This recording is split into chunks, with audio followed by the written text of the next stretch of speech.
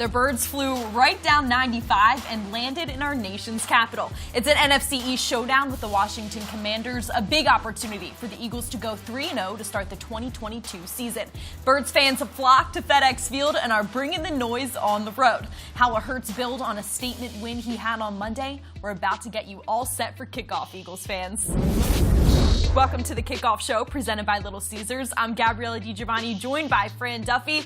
A big one today, Fran, on the road, opening up a divisional game. It's always big when you can open against a really good team here in Washington on both sides of the football. Formidable, especially on offense. A lot to talk about, obviously. A lot of weight going into this one, but huge test here for the Eagles on the road. Let's start with the highest graded passer through 2 weeks. That's quarterback Jalen Hurts. Like I said at the top of the show, statement win on Monday night. Excited to see how he's going to build on that here today. I think the big thing when you reflect on Jalen Hurts and his performance over the last 2 weeks, Ella, is that he has been tested in 2 different ways in the first 2 weeks, and he's come out on top, doing it in a variety of different ways, right? So you look back to week 1, Detroit, they blitzed him a ton, and they played a lot of man coverage. They put the heat on Jalen Hurts. He made them pay with his legs. Fast forward a week later, Minnesota in week 2, they played a lot of soft zone coverage. They didn't blitz as much. What did Jalen Hurts do? He beat them with his arm. And so no matter how defenses are playing him right now through the first 2 weeks, he has found ways to win. If he can continue this level of play to show this kind of versatile skill set at this high level, this offense is going to be tough to stop. 723 total yards for Jalen Hurts this season, which is second behind none other than his former teammate, Tua Tagovailoa, down in Miami. You made a great point. Whatever defenses have thrown at him, he has overcome. But what I've liked about his game so far this season, he's not playing hero football, Fran. When he needs to put the team on his back, he will.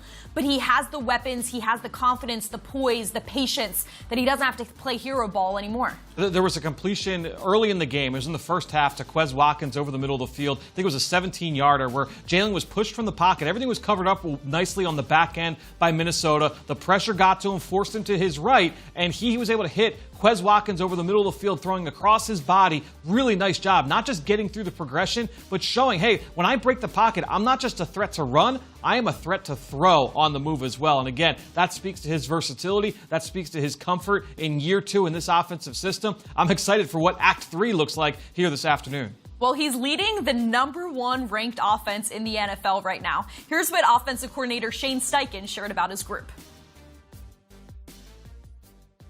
You know, the biggest message is consistency. We got to stay consistent through this thing. We got a lot of football ahead of us. Again, division opponent. You know, you want to win. You want to win. You got to win the division. And we know how important division games are. And it's all about consistency week in and week out. And we got to have that approach every single day. As we bring in these offensive starters here, it's important to note left guard Landon Dickerson is active today. He was listed as questionable on Friday, but he is good to go in Washington. Last week, Fran, not a single Eagles receiver had over 82 yards, but that came as a result of Hurts finding ways to spread the ball around. 8 different receivers caught at least one pass.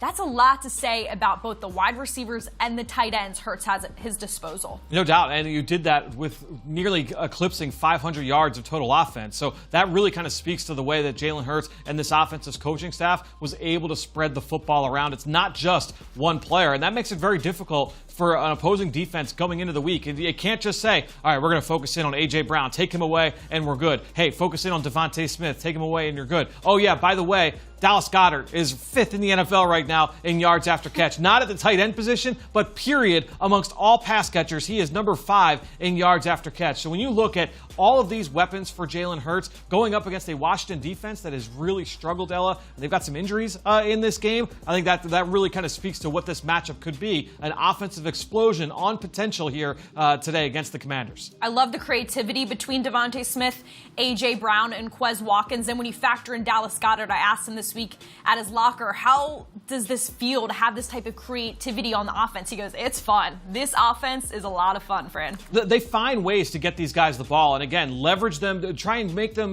put them in position to do what they do best. Quez Watkins, he's outstanding down the field. A.J. Brown, he's outstanding really in all 3 areas, but let's get him the ball on the move. Devontae Smith, he's an outstanding separator, and again, going back to this matchup, Washington has had a lot of issues with coverage busts on the back end. Well, Ella, their inactive list came out just a short time ago, just like the Eagles did. They are missing 2 starters that were late additions to the injury report. You look up front, James Smith-Williams, he's the defensive end starting in place of Chase Young. He is out of this game. William Jackson, starting corner, he is out for this game. So what does that mean for Washington's defense? I would expect them to play with more 3 safety packages here in this game. They get Cameron Curl back. He is making his debut here in 2022. Expect more 3 safety looks from Washington. And then up front, they're going to have to lean on some young defensive ends. They called 2 guys up from the practice squad. I would think that F.A. Obata probably gets the start for them up front. But again, the depth up front for Washington, that it is razor thin right now for them in the trenches. Like Dallas Goedert said, it could be another fun day for this offense.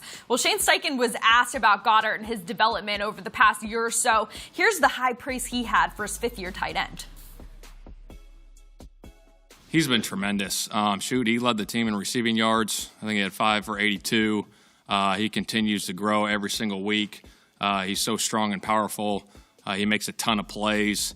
He was awesome in the run game. Everything he does every day in practice, it shows up on Mondays and Sundays. And he's continuing to be a better player every single day. A credit to him. A credit to Jason Michael, our tight end coach, for preparing him every week. He's been awesome. The bread and butter, Fran, the to-be-expected part of this Eagles offense, has lived up to last season's success so far. That's the running back group. Miles Sanders leads the way, but it's a by-committee approach with the help of Hurts as well. Sanders told me this week in his locker, he said, we have a room where there are running backs who would be starters on other offenses. He's, of course, referencing Boston Scott and Kenny Gainwell. When you talk about creativity and the options Hurts has, to have a group of running backs that he does just adds another lethal asset for Hurts at his disposal. And what do we say about the pass catchers? Put them in position to succeed. That's exactly what this coaching staff does with these running backs. They're going to ask them to do what they do best. Oh, by the way, you have one of the best offensive lines, if not the #1 offensive line in football, blocking for these guys up front. So this run game, they are up to their old tricks. Exactly what we saw from them down the stretch in the second half of last season. That has continued here today. You talk about that offensive line. Matchups in the trenches are always good TV, Fran, but the Birds' offensive line will be up against a defense that is allowing 7.5 yards per carry, while the Eagles rank 2nd in the NFL in rushing yards. So when you're looking at matchups today, you're thinking about matchups, this is going to be a good one. Especially on the corner. I think you look at some of these perimeter runs, the way that the Eagles are able to get those guys out in space. I would look, especially taking advantage of some of those injuries up front. Look, the Commanders have really struggled both in pass game and run game, so you can kind of pick your poison there depending on what you want to do. But I think against the run, the Eagles should be able to have their way. If Washington comes out and plays the way they did the last 2 weeks, I think the Eagles will be able to move the ball at will on the ground. Up front, they have stars. Jonathan Allen, Montez Sweat, Daron Payne. They're good football players, right? And Jason Kelsey said, we're going to have our hands full with those 3. But if the Eagles are able to string together extended drives like they have through 2 weeks, those guys are going to get gassed. They're not going to be able to stay on the field through an 11-play drive. So that's an area where the Washington defense is very, very thin. They've got 2 great players in the interior. Daron Payne, number 94, and then number 93, Jonathan Allen. Both guys top 15 picks from Alabama in the last few years. Payne, at his best, I would say is the superior of the 2 just because he's got a little bit more of an explosive skill set. He's a really, really violent player that can win in a number of different ways. Jonathan Allen, he is rock solid inside. He had a really strong week 1. Then he got hurt, and he was a little bit dinged up last week, and he wasn't quite 100%. So we'll see early on what he looks like here this afternoon. But as you mentioned, Ella, the bodies after that, they are missing a number of players. I mentioned James Smith-Williams, but Daniel Wise is out. Casey Tuhill is out. They're missing a number of their depth pieces up front, both inside and outside. And so when I look at this Washington front, if the Eagles are able to get them on the ropes, it's only a matter of time before those runs start to hit for huge gains. Their inactives are like a laundry list today. Yes. Good Lord. Okay. Carson Wentz. We haven't gone there yet, but here we go. He's had 650 passing yards, 7 touchdowns through 2 games. The key for this Eagles defensive line, Fran, is to get to Wentz and get there quickly. Well, the injuries that we talked about with Washington, they didn't end on defense because they lost their starting center, Chase Roulier, last week against the Detroit Lions. He's out for the season. And so when I look at trying to pressure Carson Wentz, whether it's with the blitz, what the Eagles did a week ago, or whether it's just a four-man rush trying to get to Carson Wentz, that is going to be pivotal. And you look at that guard, center, guard combination, they've run different, like 8 or 9 different combinations due to injury so far through the first 2 games. And so you've got 2 veterans at guard. They're going to plug Wes Schweitzer in at center in place of Roulier. Well, he's been mostly a guard throughout summer, and he missed last week due to an injury as well, Ella, so he's coming off the mend. So I think when you look at that guard, center, guard combo in the middle of that Washington offensive line, that's the weak point. That's where the Eagles will be attacking here in this game. If it's my assumption, I think that's what we'll see, is the Eagles trying to put a lot of stress on the interior of that line. Now, as we bring in the Eagles' defensive starters, this defense allowed only 7 points and 264 total yards against Minnesota on Monday. Between Slay and Bradbury, they are just having an excellent 2 games. But when you talk about the pressure, and Jonathan Gannon, he kind of nailed it on Monday, Fran. He was calling the right plays. The pressure was there. Kirk Cousins was uncomfortable, and it made for a massive defensive performance from the Eagles. Kirk Cousins was 0 for 6 against the zero blitz, which is when you send all-out pressure, no safety help on the back end, man-to-man, 5 versus 5 out in the route. So I think when you look at the Eagles' effectiveness with the blitz a week ago, yeah, maybe that will carry over into this game. But like I said, you also can try and get home with a 4-man rush. No matter what, impact Carson Wentz. I think that'll be the goal, and we'll see if the Eagles are able to accomplish that here this afternoon. A lot of buzz around big play Slay after last week's insane performance, 2 interceptions. Defensive coordinator Jonathan Gannon said, "That's just Slay."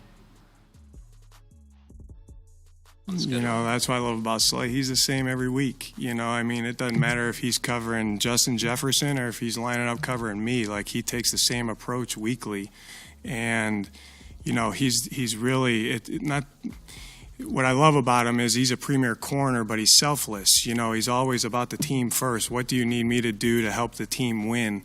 And he knows it's not about him. And the way he prepares throughout the week, the way he studies, watches tape with those guys. I mean, I really use the term for him. He's selfless, you know, and it's a good thing. That's why he's a captain. You guys know that. You know, everyone sees on game day what he does, but people don't see what he does during the week. And it's a really good asset for our defense.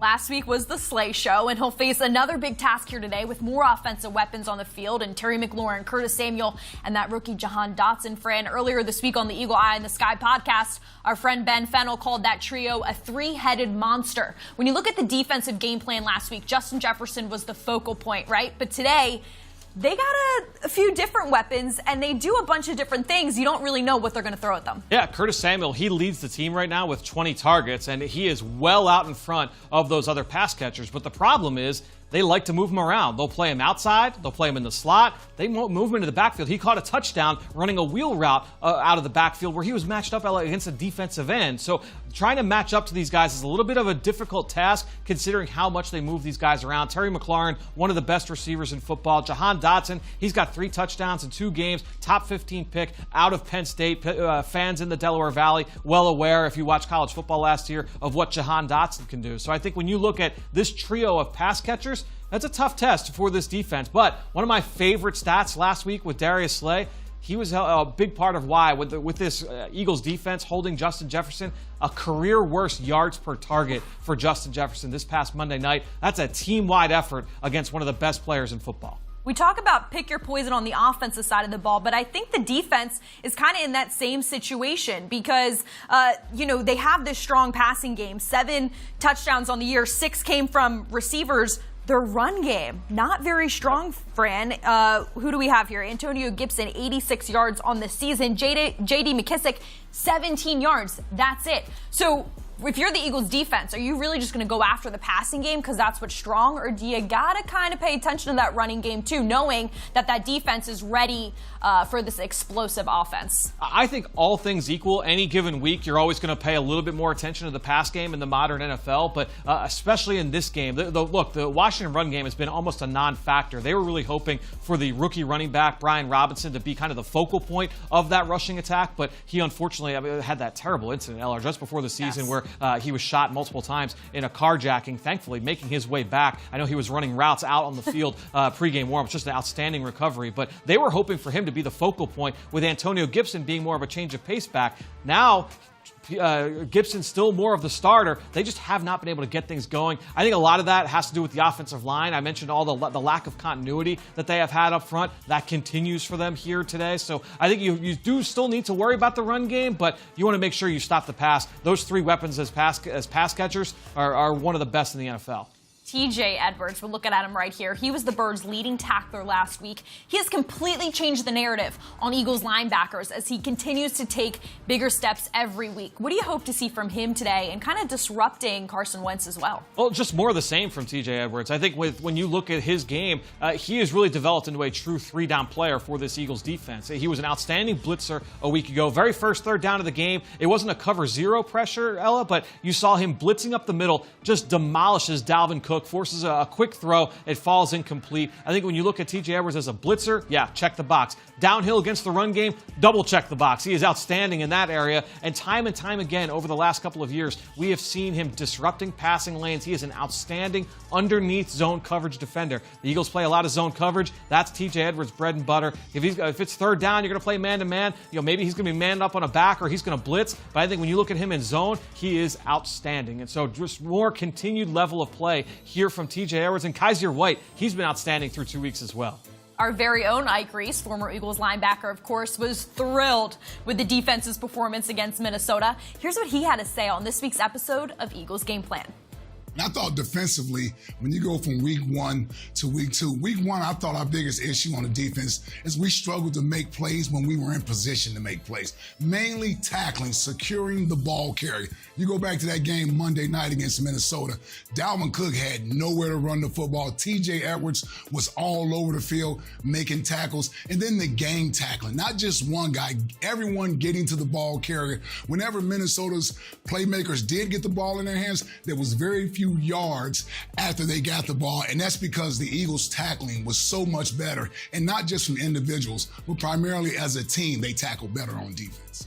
Ike Reese on the post-game show is kind of the unhinged Ike Reese. Ike Reese on Eagles Game Plan is the very professional Ike Reese. But Fran, you always put together such a great show every week with Eagles Game Plan. No, I appreciate it, Ella. And to me, look, whenever you can get Ike Reese and Mike Quick into a room together, they are going to get some predictions going that a lot of that stuff typically comes to fruition on Sundays. I can go back over the first 2 episodes and say, yeah, a lot of what these guys said on this desk really came to be in the upcoming game. So that's why you tune in there. You get Greg Cosell out of the lab, dropping knowledge on the opponent. It's a really fun show, and it really gives you a lot of insight into what you're going to see every Sunday afternoon. All right, I think this team is going to start huddling up in a sec. As we break down these storylines, talk about the matchups we are anticipating to see today, Fran. What are the 3 things to watch? For me, it's number 1 is the Eagles taking advantage of some of the holes in this Washington defense, create explosive plays. I think they've got the ability to do it both on the ground and through the air. So that's number 1. Number 2, you have to do so while protecting Jalen Hurts. We talked about that defensive front. Yes, they are missing some pieces. They're not as deep, but they lead the NFL right now in quarterback hits. That's with some of these injuries. That's without Chase Young, right? So they lead number 1 right now in quarterback hits. They are top 5 in pressure. They are top 5 in stunts. So the Eagles have to make sure they keep Jalen Hurts upright. That is going to be of the utmost importance in this game. Then you go over to the defensive side. I think this one is simple. Pressure Carson Wentz. If you were able to get in his face, whether it's with the blitz or with the 4-man rush, he's willing to hold on to the football. He's going to take some sacks. He's going to take some risks. We've seen that over the course of his career. If the Eagles can pressure him, you can force him into some mistakes. I think one thing I'm interested to watch today is Hassan Reddick. Nick Sirianni was asked about how close they are to really unlocking Hassan Reddick, and he said, we're close. We are almost there. And when it happens, I'm so excited to see what he does. Do you think today might be the day, Fran? I think when you look at him and Josh Sweat, and Sweat has had a couple sacks already, so he's been in on the quarterback. But I think when you look at those two, they have come so close a number of times where the ball just gets out a hair before they get there. Well, let's go bold here. I'm going to say Hassan Reddick has at least 1 sack here today. Let's go bold. Today's the day. There's Josh Sweat. He's getting ready for another big day here in Washington. I think what's interesting when we talk about the Eagles having the opportunity to face an NFC opponent so early on, you think about last year, they didn't start seeing NFC East opponents, aside from that early Dallas game, until the end of the season. They saw Washington twice in, what was that, 13, 12 days? Something silly, because you had that Tuesday Tuesday game. On Tuesday night. So I think this is a good opportunity for the Eagles, because what you have to do first, you have to win the NFC East, right? You can't go anywhere until you take care of things in your division. And so I think this is a huge opportunity to really get things going early on in the season. No doubt. I think the division games are always very important, and you love to be able to get them on the road as well. The Eagles fans, we know they travel well. I know there's a huge caravan of Eagles fans making that trip. You can see plenty of green in the stands behind Jalen Hurts here. I'm excited to hear what it sounds like on the broadcast, Ella. Love watching Jalen Hurts break down the team. I talked to some players this week because I wrote about it in my column about how he has really taken over this team, how this is Jalen Hurts' team. I asked A.J. Brown, I said, was there anything that surprised you when he got here? And he said no. He said, this is what I expected. He said, the way this organization believes in Jalen Hurts, the way this team believes in Jalen Hurts, he said it's not just on the football field. You see the field, but what he does to command a room every single day is what makes Jalen Hurts so special. And that's the thing is you get the version in front of the camera on press conferences, right? But then we also get more of these behind-the-scenes look of what Jalen is like with his teammates before the game, after the game, in the meeting room. Make sure you're watching Eagles Unscripted for some more looks here at what this Eagles team is like behind the scenes. And I think when you look at Jalen Hurts, I think you're really starting to get more than just the tip of the iceberg of what he is to his teammates. I think it's really cool to see the way that the offense, the defense, special teams played a complete game on Monday night. Now, the key is, Nick Sirianni said this, we have to establish consistency. It's great to do that on Monday night in prime time. People saw around the NFL what the Philadelphia Eagles look like in 2022. But now what's the key to building on that today, Fran? Consistency is key. And I know that's something that this coaching staff stresses, is that you have to be the same team each and every week. You have to go 1-0 each and every week. Because if you don't do that, if you don't stack those victories, well, now you get into the second half of the season and you're trying to play from behind. So ultimately for the Eagles, yeah, Monday night was great. It was a huge win at home, prime time. That's all well and good, but that means nothing here this afternoon at FedEx Field. The coaches know that. The players know that. They've been told that. So we'll see exactly how they respond after that big win last Monday night. Now we're going to welcome in Eagles Insider Dave Spadaro, who joins us live from FedEx Field. Dave, to start things off, you got to let me know what it's like from that crowd. Do the Eagles fans travel like we knew they would? I mean, it's an understatement to say there's a caravan of fans down here. The Eagles just ran off the field, and the roar was very reminiscent of Lincoln Financial Field. And we've been down here many years, right? And there's always a great show of Eagles fans, but today it's like nothing but Eagles fans. For the first time in 5 years, this is the first sellout in 5 years at FedEx Field. The last sellout was a college game, West Virginia and Virginia Tech 5 years ago. And it ain't because everybody's in love with the Commanders here. It's because Eagles fans have made the trip. Last season, the Eagles and Washington played here, 51,000 fans. Today, they're expecting 70,000 fans. So, Eagles fans, thank you very much in advance. And be loud on the way here, and afterward. If you want to sell out your stadium, I guess, play the Eagles, right? Let's exactly. talk about the elephant in the room, Dave. Carson Wentz. We know the media was swarming this week with questions surrounding the former Eagles quarterback facing his old team. But is the past just in the past? Yeah, I don't really think it's entirely in the past. I think the players all said the right things, and the truth is that, you know, when the game begins, it will be just another game. But I think there's absolutely a sentiment of we really want to win this football game, and Carson Wentz, we want to go out and pound him. And I think that what the coaches see is, like, after that emotional game on Monday night, right? Like on that very emotional, you really want to make sure that you get back up to that level of emotion and passion and intensity. And so having Carson here helps that. Now, the players said all the right things during the week.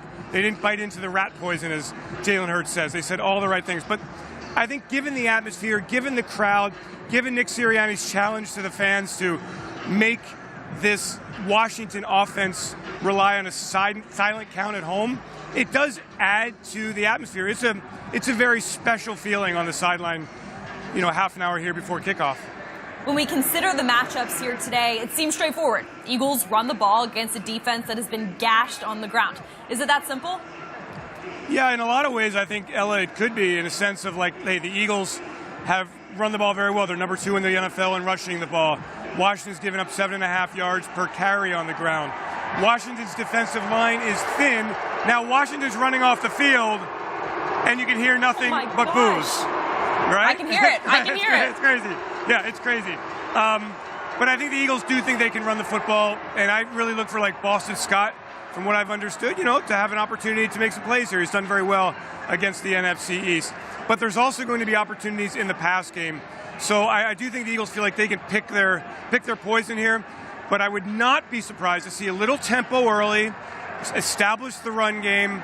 Washington's giving up a ton of big plays, lack of communication in the pass game. Detroit had a big game against them last week, 6 plays of 20-plus yards. So I do, though, expect, Ella, to answer your question, the Eagles to establish the run game here and see if Washington can find a way to do something they haven't done all year, and that's stop the run. That was your Eagles insider, Dave Spadaro. I'm sending him back into the mayhem that is FedEx Field. All right, if you want to get pumped up before today's game, we have a special all-access video of Jalen Hurts' victory speech from the locker room last week. This social spotlight is presented by Ponley Hockey. Sure. This is how they're supposed to feel right here, man. We put the work in all week, had a long week, we put the work in, we came out here, we dominate these boys. Yes, sir. And we still left the money on the table. Right. And we still left the money on the table. Ain't that crazy? Crazy. So while we gonna enjoy this, hey, I'm gonna say the same I said last week. We still ain't played up standard. Come on. Back to work. But enjoy this, man. Family on 3, 1, 2, 3. The Kickoff Show is delivered by Little Caesars, proud partner of the Philadelphia Eagles. Order online during the Pizza pregame and get it delivered or pick up in store in the Pizza portal. Pizza. All right, Fran, Rico Extra Point, what do you got for us? Well, for me, I think we talked about the matchups that the Eagles can find here against this Washington defense. And one way I think they're going to be able to do that is actually pretty similar to what they did a week ago against Minnesota. Remember, they moved Devontae Smith around. They had a bunch of catches for him quick, early in the down. Let's work him against linebackers and safeties in the middle of the field. How did they do that? The use of empty sets. And I would expect to see a little bit more of that here in this game, Ella. And what is an empty set? Well, really, it's very simple. You're going to spread everybody out. 5 receivers wide, Jalen Hurts by himself in the shotgun. And people think, oh, this is just about spreading the defense out, right? No, this is about finding information for Jalen Hurts pre-snap, because this is what they did on the first play of the game last week. Miles Sanders outside, Devontae Smith inside. Now, how does the opponent line up? If they're going to line up a linebacker inside and a corner outside, that tells you right away it is zone coverage. But if they match up and it's a corner across from Devontae Smith and a linebacker across from Miles Sanders, well, now it's man. Now, last week, they saw all zone coverage looks, and the Eagles preyed upon that. When I went back and watched Washington against what they did against empty sets, they played a lot of cover 3 or a lot of cover 4. In both of those coverages, Ella, you were going to get a linebacker matched up against the number 2 receiver, in this case, Devontae Smith, and he's going to run a boatload of these option routes, these little choice routes underneath where the defender cannot be right. If he goes inside, Devontae's going outside. If that defender stays outside, Devontae's running to the middle of the field. Dave just said in his hit, he's expecting a lot of hurry up, maybe a little bit of tempo early on. That's exactly what they did last week against Minnesota. They went hurry up. They went into these empty sets. They ran these choice routes with Devontae Smith. Expect more of the same here against the Commanders. Just another day at the office, Fran. Just dropping some knowledge on the people at home. If you want to hear Fran drop some more knowledge later today, join us for the postgame show. Eagles fans, myself, Fran Duffy, and Grease will have you covered from what's sure to be an exciting afternoon in Washington. Can the Birds stay undefeated? Can they do it on the ground? How will this defense put the pressure on Wentz? It's all going down very soon. But for myself and Fran Duffy, thanks so much for watching the Kickoff Show, and go Birds.